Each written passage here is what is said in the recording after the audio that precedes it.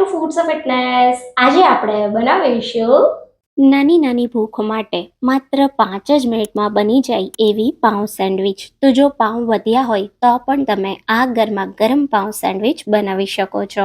પાઉંભાજી અને મસાલા પાઉં પણ ભૂલાવી દે એટલી ટેસ્ટી આ પાઉં સેન્ડવિચ બને છે અને ઝટપટ બનીને તૈયાર થઈ જાય છે. તો જ્યારે પણ ભૂખ લાગે ત્યારે ગરમા ગરમ આ પાઉં સેન્ડવિચ બનાવીને ખાઈ શકાય.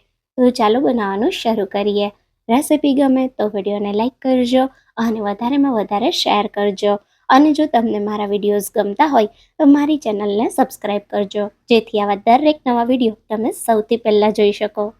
તો હવે સૌથી પહેલાં એકદમ ટેસ્ટી એવી મસાલા પાઉં સેન્ડવિચ બનાવવા અહીંયા મેં 5 કાશ્મીરી સૂકા લાલ મરચાંને થોડીવાર ગરમ પાણીમાં પલાળીને લીધા છે. જો તમારી પાસે સૂકા લાલ મરચાં ન હોય તો 2 ટેબલસ્પૂન જેટલું કાશ્મીરી લાલ મરચું પાવડર લેવાનું. સાથે 10 થી 15 કળી જેટલું લસણ, અડધી ચમચી જેટલું જીરું અને સાથે અડધી ચમચી જેટલું મીઠું ઉમેરી દેશું. અહીં મીઠું તમારે તમારા સ્વાદ પ્રમાણે ઉમેરવાનું. ચટણીને ક્રશ કરવા માટે 2-3 ટેબલસ્પૂન જેટલું આપણે પાણી ઉમેરી દઈશું અને બધી જ વસ્તુને સારી રીતે પીસી લેશું. અચ્છા, આ ચટણીને તમે એકવાર બનાવી ફ્રીજમાં 15 દિવસ સુધી સાચવી શકો છો. પાઉંભાજી, પકોડા કે પછી ગમે તેની સાથે આ ચટણી તમે વાપરી શકો છો.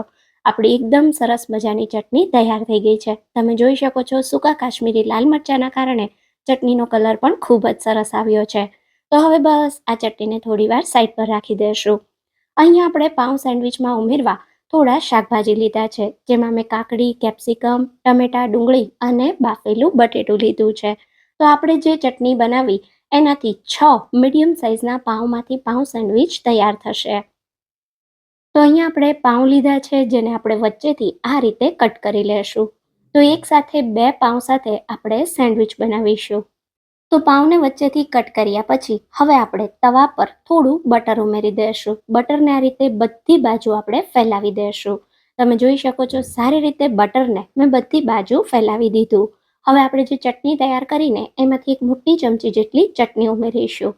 સાથે અહીંયા મેં થોડો પાઉંભાજી મસાલો લીધો છે. તો પાઉંભાજી મસાલો ઉમેરી એકદમ સારી રીતે બટર સાથે ચટણી અને પાઉંભાજી મસાલો મિક્સ કરી દેશું. તો આ રીતે સરસ બધું મિક્સ થઈ જાય એટલે થોડા ઝીણા કાપેલા લીલા ધાણા ઉમેરીશું અને હવે આપણે કટ કરેલા પાઉંમાં સૌથી પહેલાં આ રીતે અંદરની સાઈડ ખૂબ જ સરસ મસાલાને સ્પ્રેડ કરી દઈશું. પછી આ રીતે પાઉંને ભેગું કરી અને બંને બાજુ આપણે મસાલો આ રીતે ફેલાવી દઈશું, લગાવી દઈશું અને સાથે સાથે ધીમા ગેસ પર મસાલા સાથે પાઉંને શેકી પણ લેશું.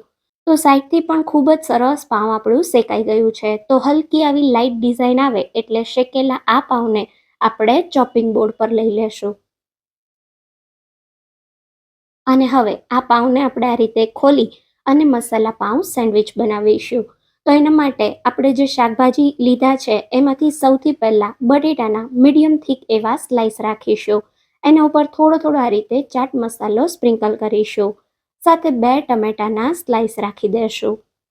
અહીં આપણે પતલી સ્લાઇસમાં કાપેલા 2 કેપ્સિકમના રિંગ રાખીશું. સાથે આપણે ડુંગળી રાખી દઈએ તો એક ડુંગળીની સ્લાઇસ રાખું છું. જો તમે લસણ ડુંગળી ના ખાતા હોય તો લસણ ડુંગળી વગર પણ તમે આ પાઉં સેન્ડવિચ બનાવી શકો છો. થોડો ચાટ મસાલો સ્પ્રિંકલ કરી કાકડીના સ્લાઇસ રાખી દઈએ.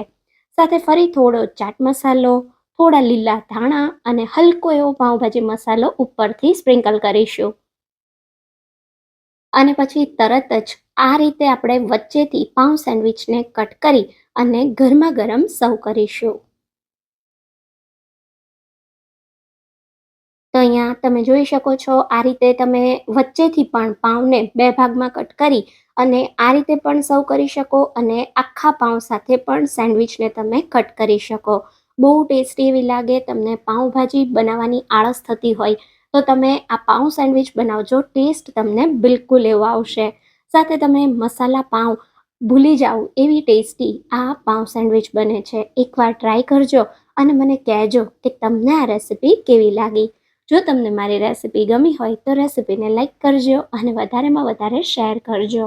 તો ફરી મળીશું એક આવા નવા જ વિડીયો સાથે. ત્યાં સુધી થેન્ક્સ ફોર વોચિંગ.